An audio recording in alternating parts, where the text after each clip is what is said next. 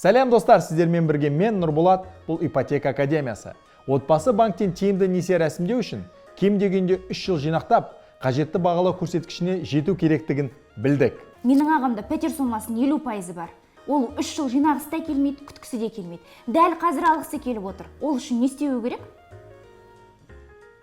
Сондай жағдай үшін банк аралық займды ойлап тапқан.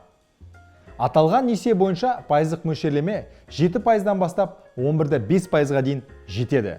Яғни, депозитке соманың 50%-ын салып, отбасы банкінен бірден несие рәсімдей аласыздар. Түсінікті болу үшін мысал келтіре кетейік.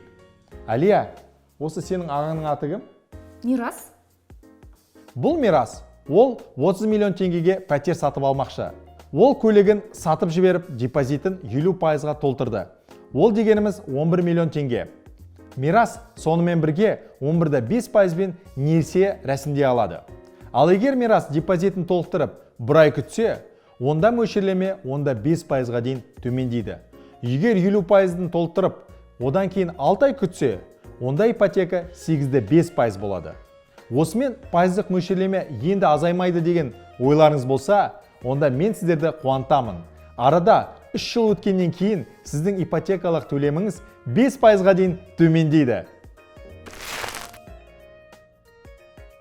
Лайк басып, біздің қызықты да пайдалы каналымызға жазылуды ұмытпаңыздар. Егер маңызды ақпараттардан қапы қалғыңыз келмесе, қоңырауды басыңыз. Келесі кездескенше!